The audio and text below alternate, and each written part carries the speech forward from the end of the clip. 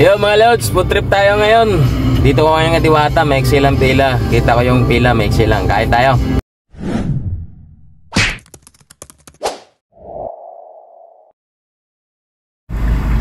Yun oh, akala ko mahaba maiksi ang pila, mahaba pala ang pila. Kaya ginawa ko, pumila na lang din ako kasi naka-parking na ako, tsaka nakababa na rin ako ng sasakyan. Kaya bahala na, basta importante makakain tayo ulit. Actually pangalawang kain ko na to. Ayun mga lods, ang dami ng soft drinks ng ng Diwata, isang elf.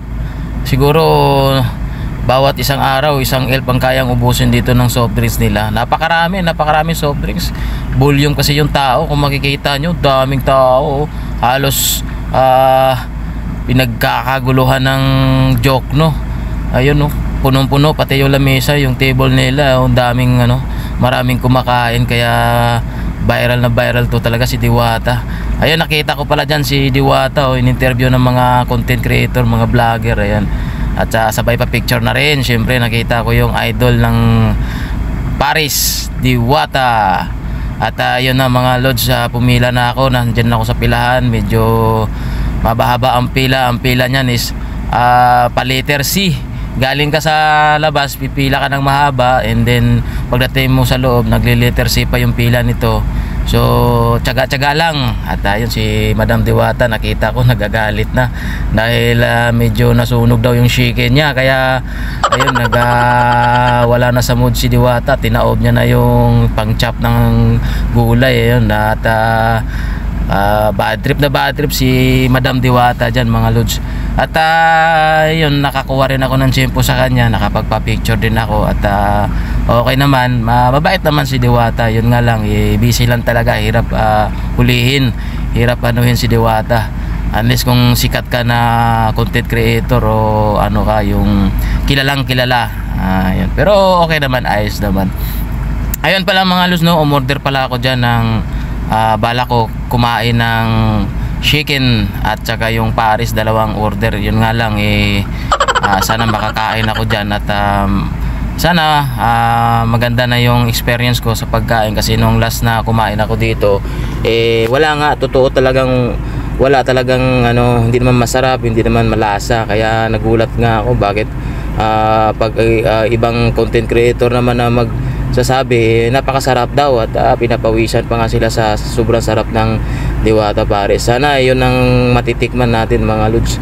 At yun, habang pumipila pala ako, may nakikita akong mga sikat din na mga content creator. Hindi ko lang nakuna ng camera ko dahil masyadong mabilis din silang kumbaga habang nakapila kasi ako, hindi ako makagalaw-galaw ng maayos. Kaya dito lang yung tutok ng camera ko is dito lang sa mga around sa area ko. At ayun na mga lods, kinuha na yung bayad ko, no. At habang nakamalapit na pala kayo dun sa may serving area, may nangungulikta na ng bayad. At ayun, si kuya, kinukuha na yung bayad. Ang pala nito, bad news is hindi ako makakain ng chicken kasi iba yung pila ng chicken nila. At kung gusto mo daw umorder ng chicken, kailangan sa kabila ang pila. So dito na pinilahan ko is Paris lang ang pwede mong orderin. So medyo hindi maganda mga lods. Kailangan yun, nakakuha na ako binigyan ako nung pagbayad ko, binigyan ako ng simpleng karton na ginupit lang na walang marking. At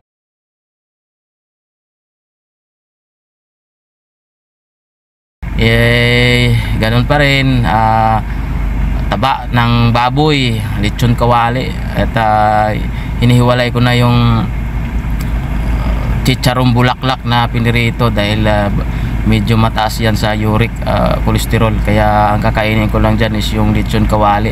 At yung pala nila mga lods, nung tinikman ko yung Paris nila, so same pa rin, medyo hindi talaga malasa At saka amoy sunog, yung parang akala mo yung siguro yung oil na ginagamit nito ni Diwata is paulit-ulit, baka isang linggo na hindi pinalitan. Kaya yun ang nakikita ko sa Paris nila na medyo amoy sunog. No. Kinain ko na rin. At siyempre sayang naman, nandito na ako. So kinain ko na lang, pero hindi ko nga naubos yan dahil sa iba nga yung lasa. Hindi ko talaga type yung amoy sunog tsaka puro taba. So pasensya na po sa mga sa mga ibang nagsasabi na masarap, at ako naman ay nagsasabi rin ako ng kung ano yun lang yung na-experience ko. Yun lang yung aking opinion sa Paris ni Diwata. So yun mga lods, kahit anong lagay ko dyan ng mga ingredients, nilagyan ko pa nga ulit ng ingredients yan para tignan ko kung mag-iba yung lasa. So same pa rin, ganun pa rin talaga, at hindi pa rin nagbago yung lasa. So wala talaga mga lods, para sa akin na hindi, kung i-rate ko ng up to 10, so number 5 lang yung rate ko kay Diwata. Simpleng lang siya, simpleng, sa tingin ko simpleng Paris lang din siya. At ewan ko lang kung bakit inahumog ng mga tao, dinadayo ng mga tao. Siguro unang-una binablog, ginagawa ng content, kaya sumikat, at akala rin ng mga ibang tao masarap, pero para sa akin hindi masarap. Sakto lang siguro ganun, sakto. Ayan mga lods, pauwi na pala ako dyan, patapos na ako noon. Nagulat ako, yung pinilahan ko dati na maiksi lang dun sa labas, at nung paglabas ko, sobra palang haba ng pila. Lumala yung mga tao, kasi bandang hapon na yan, dumami yung tao, pahaba yung pila.